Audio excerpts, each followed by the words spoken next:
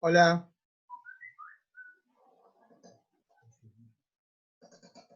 Hola.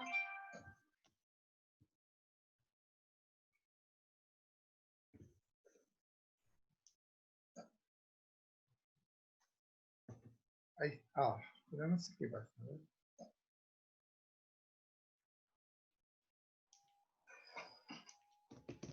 Somos nosotros dos, parece, ¿eh? Por el momento. No, acá viene Patricia. No pongo el PowerPoint porque la clase la terminamos el martes. ¿Sí? Ah, bueno, sí. Pues como hoy es feriado, entonces. Hola, Patricio. ¿Escuchás? Hola, ¿qué tal, profe? ¿Qué tal? Bueno, escucho preguntas. Hay una parte donde Jagger, refiriéndose al dios de Heráclito, lo dice en minúscula. ¿Por qué dice Dios con minúscula y no con mayúscula? Jäger se dice. Jäger, porque es alemán. Jäger. Eso es una convención. Es una convención. Normalmente al dios cristiano se lo pone con mayúscula. Y a los dioses paganos se toman la atribución, pues son dioses, parece que de menor jerarquía, pero no es así, pero en general es así, no los toman, no los ponen con mayúscula. ¿Okay? Con mayúscula sería el dios común, digamos, el dios de todos, o de todos los cristianos por lo menos. Bueno, eso es así, es una convención, no es ninguna regla ortográfica ni nada, es una cuestión de que se combinó así desde una época, ¿no? Donde la religión católica era preeminente, entonces a Dios se lo puso con mayúsculas. Sí, Sofía, dime.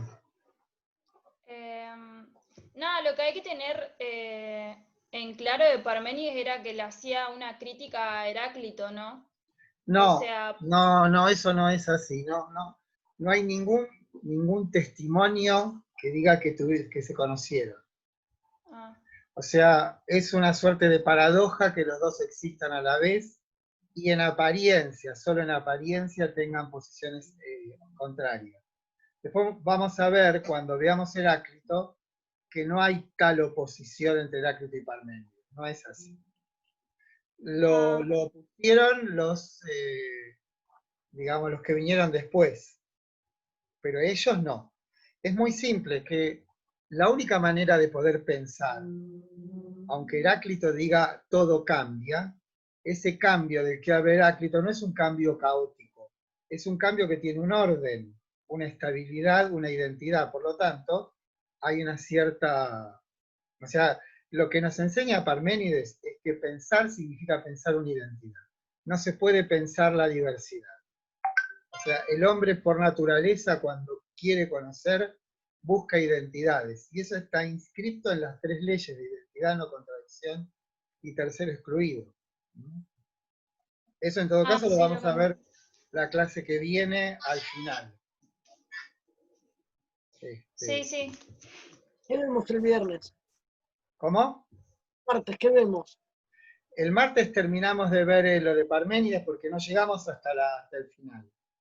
Faltan unas 6 o 7 diapositivas, filminas o como se llamen, y después hacemos una introducción a Heráclito, o sea, no sé si Heráclito lo vamos a ver el viernes, por ahí cambiamos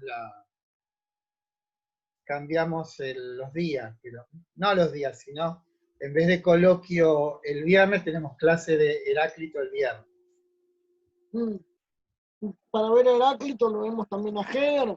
Lo tienen lo mismo, es el capítulo que sigue, y en mi texto están también los dos.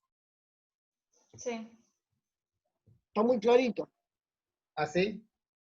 Sí, en su texto sí está todo muy claro. Me alegro. Estuve viendo unos videos igual aparte para entender como más lo de Parménides, por eso le pregunté, porque en un video que vi decían que era como contradecía lo que decía Heráclito, de que... No le confíes a los videos. Hay muchos improvisados. Claro. Hay pocos que son buenos, ¿sí? Mejor ir a leer los textos. Lástima que habría que leerlos. Yo tengo todos los fragmentos de Heráclito, pero no los tengo digitalizados, ¿sí? Pero son fáciles de conseguir, en internet están todos seguros. Pero bueno, eso cuando llegue el momento los vamos a publicar. ¿A qué, si podía profundizar un poquito más, a qué se refiere con el ser y el pensar en la misma cosa? Si podía profundizar un poquito más. Hace 2500 años que están tratando de descubrir qué significa eso. Ah, con razón no lo entendí yo. No es que no lo entendí Bueno, yo. en principio lo que está en la clase, lo que dice es que no hay que pensar que el ser es un objeto y el pensar es un sujeto. No hay esa relación, no es esa relación. Más bien habría que entenderlo de la siguiente manera. El ser solo se devela en el pensar. Esa sería la mejor manera. ¿Y qué es el ser? Bueno, eso es lo que intentamos mostrar al principio de la clase. Primero hicimos la distinción entre ser y ente. Y dijimos, todo ente es, pero el ser no es ningún ente. Y usamos esta fórmula que después, a lo largo del cuatrimestre, iremos profundizando, que la condición de posibilidad del ente es el ser. O hay que pensar el ser como la condición de posibilidad del ente. Por eso lo hicimos con el ejemplo de, ¿se acuerdan del celular? El celular y dos personas de comunidades diferentes y nos preguntábamos, ¿quién le da el ser a este ente? ¿Qué es lo que hace que este ente sea lo que es? Y dijimos, no es que el individuo de la comunidad arcaica esté equivocado y diga, esto no es un teléfono, es un arma arrojadiza.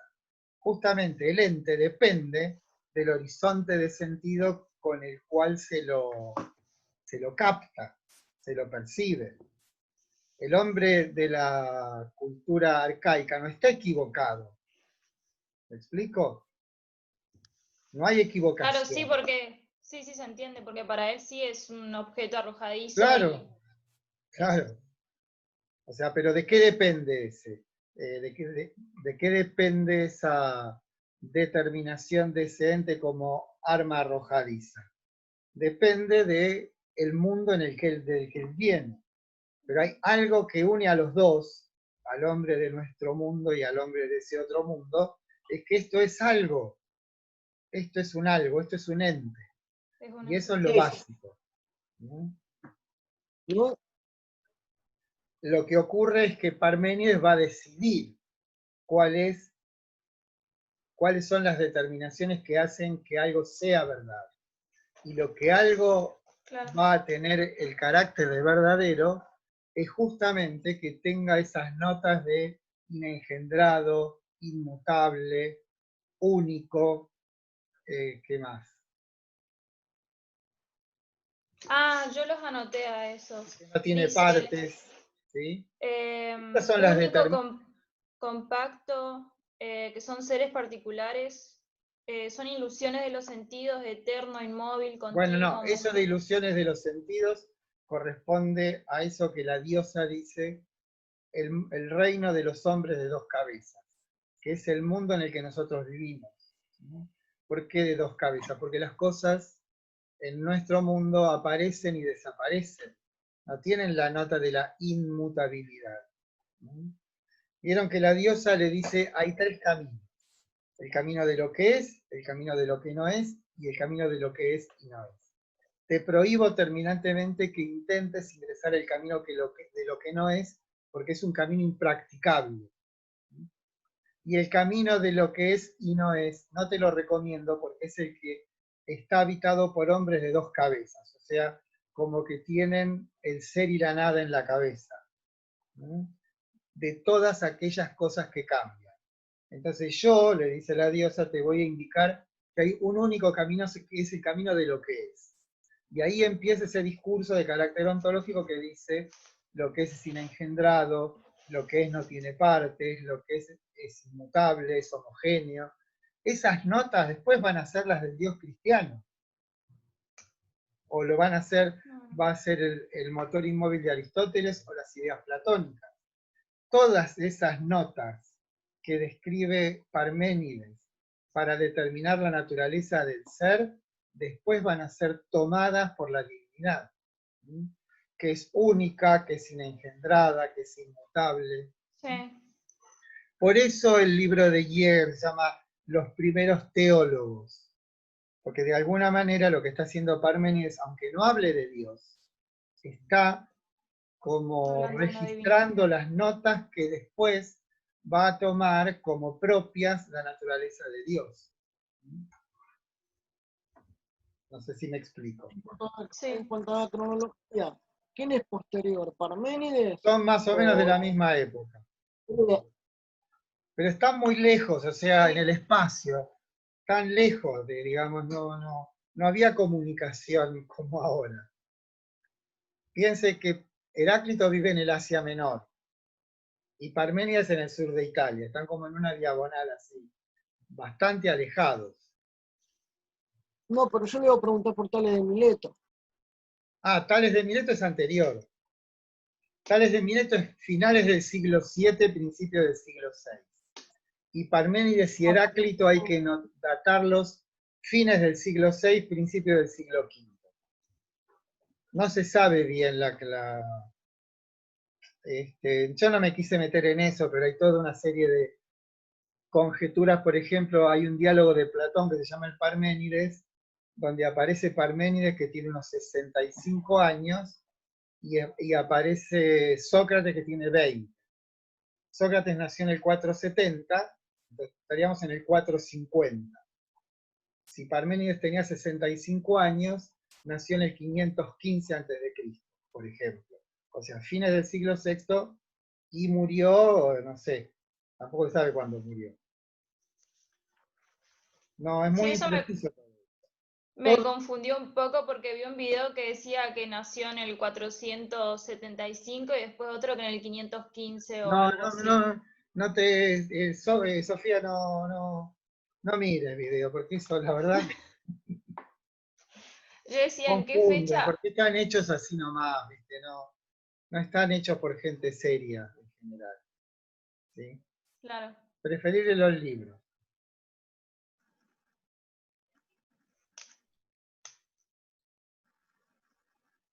El parece que otro no. día, pensando en usted, me senté a ver 300, es cualquier cosa, ¿eh? Es No un dice lo que cómic, dicen los... 300, no hay que tomarlo como una película histórica. Es Es un un cómic de cómic. Frank Miller, sí. Lo único que tiene de real es ahí un momento en que un espartano le pregunta a otro qué hace y le dice, bueno, yo soy zapatero, verdulera, panadero. Y el espartano dice, nosotros los espartanos solo somos soldados. Porque es cierto que el ejército de los atenienses no era un ejército profesional, digamos, eran los mismos ciudadanos que de pronto llevaban armas. En cambio, el espartano no, era un ejército, o sea, los espartanos solo se dedicaban a la guerra. Por eso tenían un pueblo esclavizado, que eran los hilotas, que es lo que los proveían de todo. Ellos no trabajaban, solamente hacían el servicio militar desde los 7 años hasta los 60. No se puede decir servicio Claro. militar. Era una vida sola militar, digamos, no era que había una cosa part-time, no, era solo la guerra.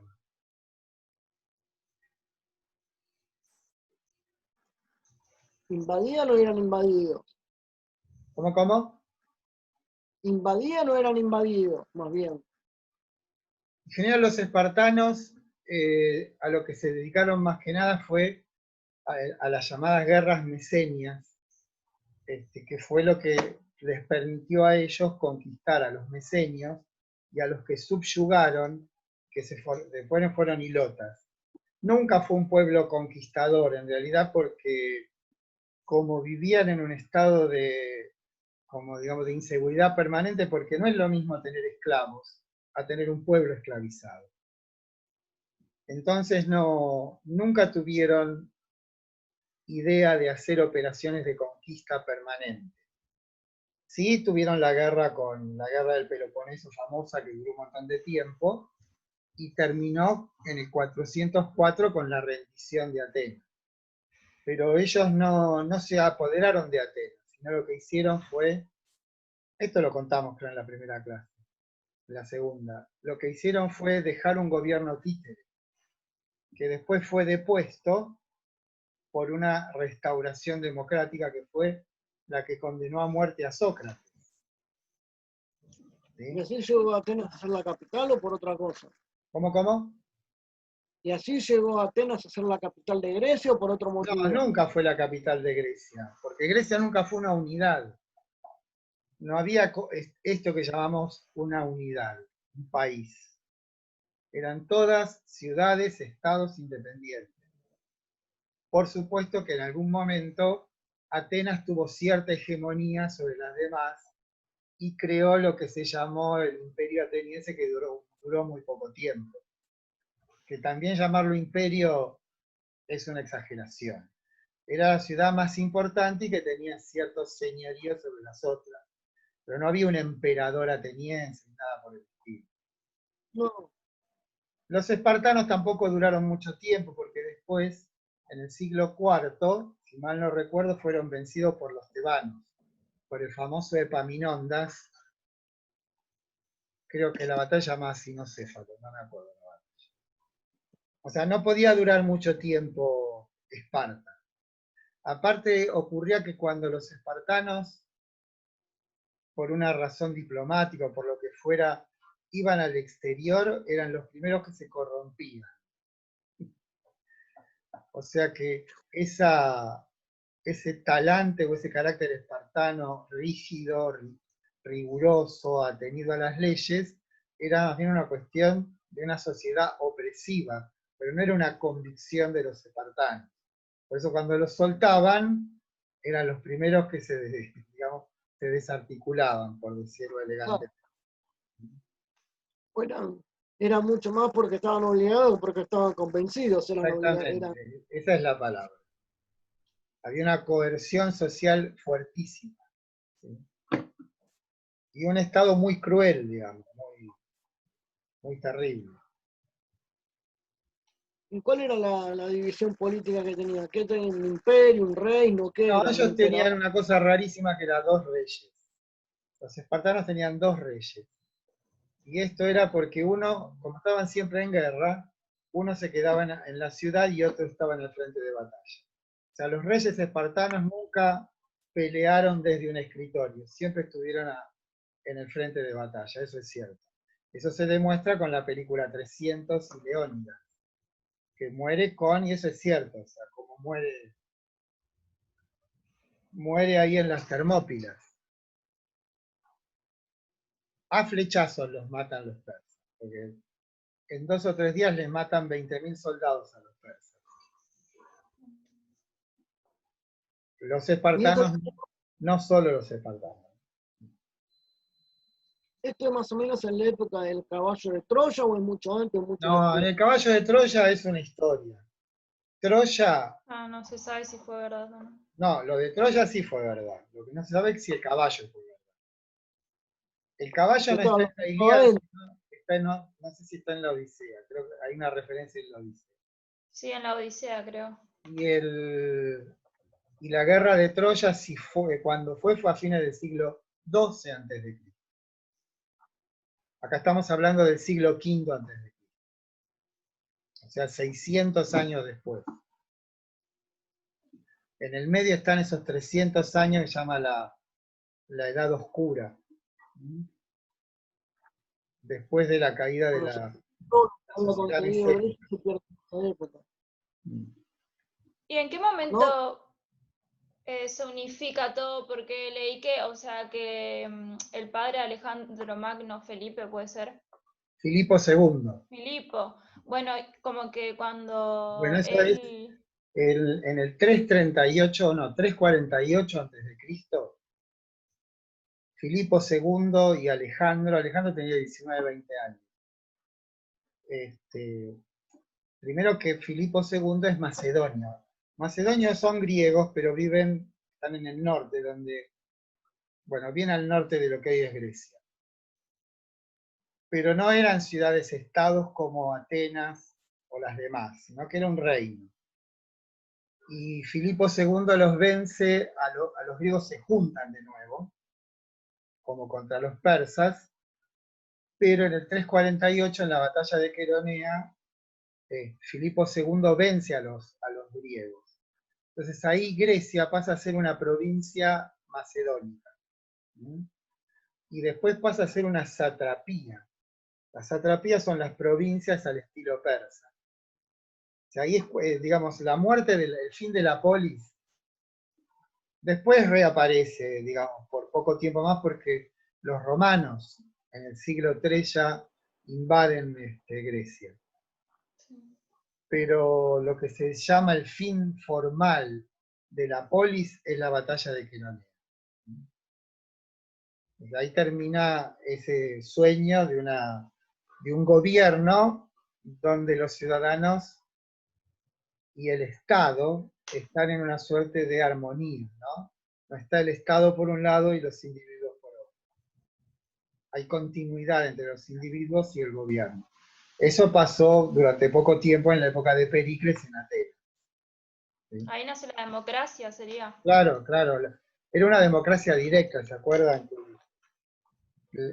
Digamos, el órgano de gobierno principal en Atenas es la Asamblea, que reúne a 500 ciudadanos, pero esos ciudadanos no son elegidos, sino que van por sorteo a la Asamblea. Que tenían que Por eso es representar a una su democracia pueblo. directa. ¿Cómo? Que tenían que representar a su Sí, pueblo. sí, a su demos. Su demos es como si fuera Lomas de Zamora, Avellaneda, ¿sí? Como los barrios. Pero como es por sorteo, vos tenías que cumplir con esa obligación. No, no era que yo voy a representar a Lomas de Zamora, no. Por ser de Lomas de Zamora la represento, es a la inversa. Por eso es una democracia directa, no es indirecta, porque no se gobierna por representantes, sino que son los mismos ciudadanos los que gobiernan. Muy bien no le fue tampoco. ¿Cuándo se tiene una primera idea del Congreso? De que vota con la gente y van los diputados y senadores al Congreso. Primero eso, la primera monarquía parlamentaria fue la inglesa. ¿Sí? Y después, bueno, después de la Revolución Francesa ocurrió algo parecido, pero pensá que el resultado de la Revolución Francesa fue Napoleón, y Napoleón se declaró emperador. O sea, en realidad la primera revolución fue la de los Estados Unidos, porque fue antes que la Revolución Francesa. La Revolución Francesa fue en 1789 y la ¿La industrial? norteamericana en 1774. ¿Cómo? ¿La industrial? No, no, la revolución contra los poderes reales, digamos, monárquicos. La revolución industrial nace en Inglaterra también, en el siglo XVIII. Sobre todo con la industria textil. Y las máquinas, digamos, la cuestión del que inventó el telar. Fordismo. ¿Eh?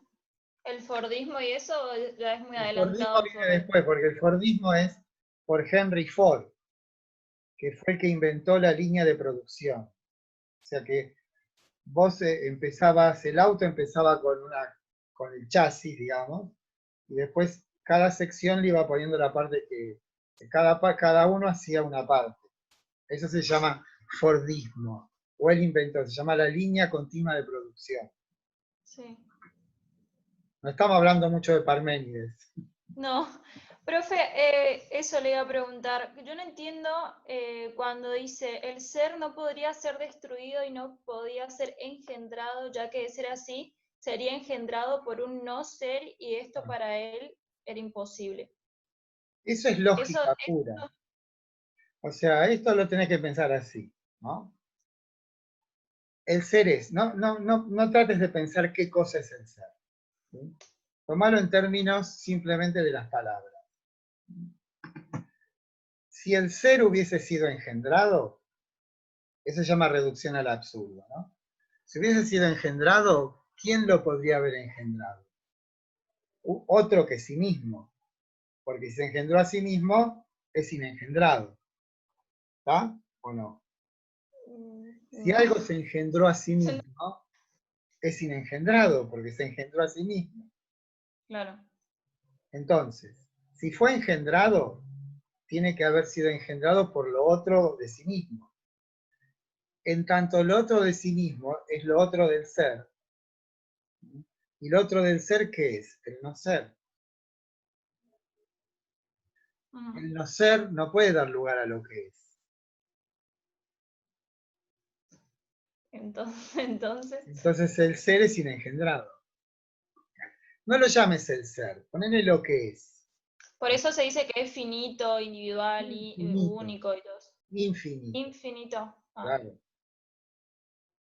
No hay que pensarlo como una cosa, no hay que pensarlo como un ente, no es ninguna cosa, no es nada real en ese sentido. Vos tenés que pensarlo como cuáles serían las condiciones para que algo tenga el carácter de la verdad. Y el carácter de la verdad está dado por la permanencia. Es verdadero aquello que no cambia. ¿Por qué? Porque lo que cambia no se puede conocer. En tanto está cambiando, y yo trato de captarlo, cuando lo capté ya cambió. ¿Sí? Esa es la idea que ellos tienen. Entonces, ¿existe alguna manera posible de poder concebir algo como verdadero?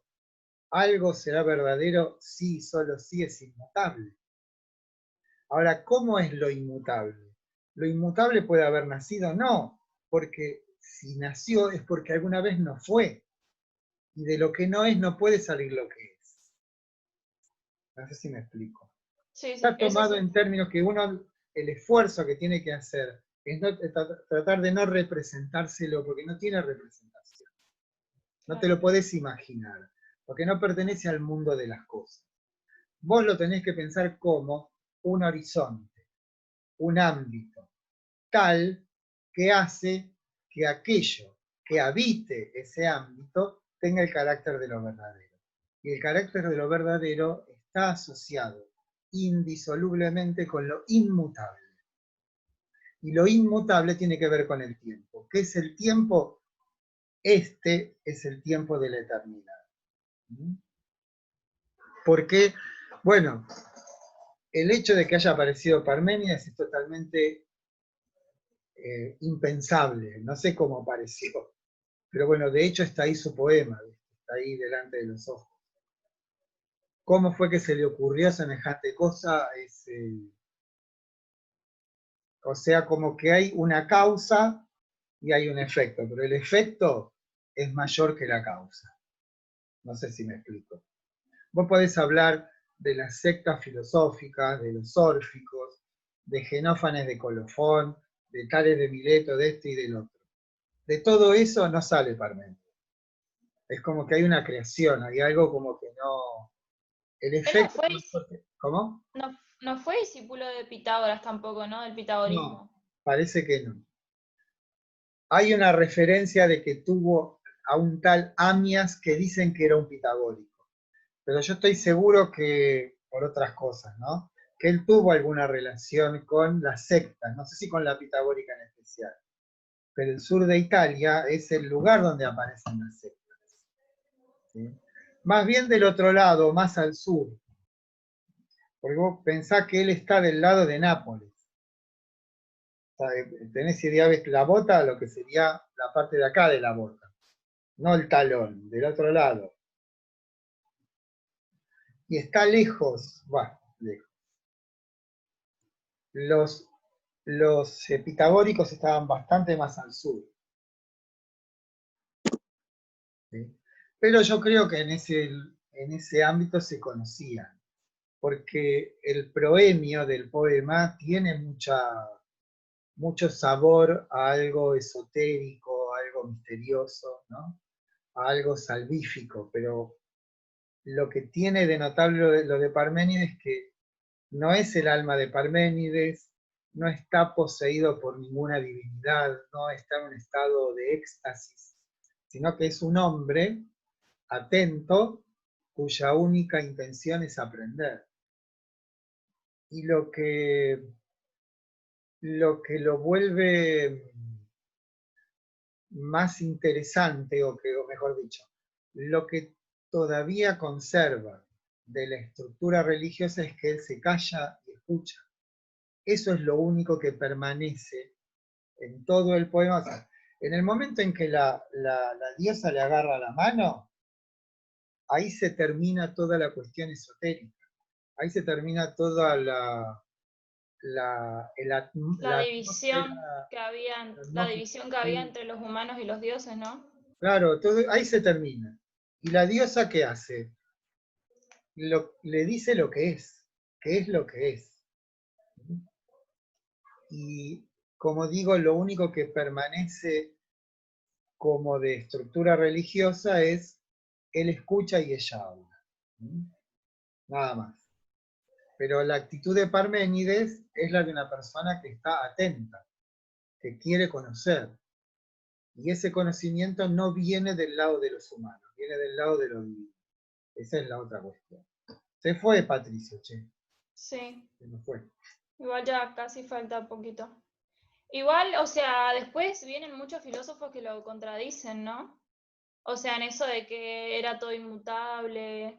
Y bueno, Platón es uno, o sea, Platón, vamos a ver, Platón toma mucho de Parménides en lo que es el reino de las ideas. Pero la lógica formal sigue siendo una creación de Parménides. ¿Sí? La lógica formal, los tres principios de la lógica están ya dispuestos por Parménides: identidad, no contradicción y tercero excluido. ¿No? Después les conté que hay un cuarto principio, pero que se agrega en el siglo XVII, que es de Leibniz.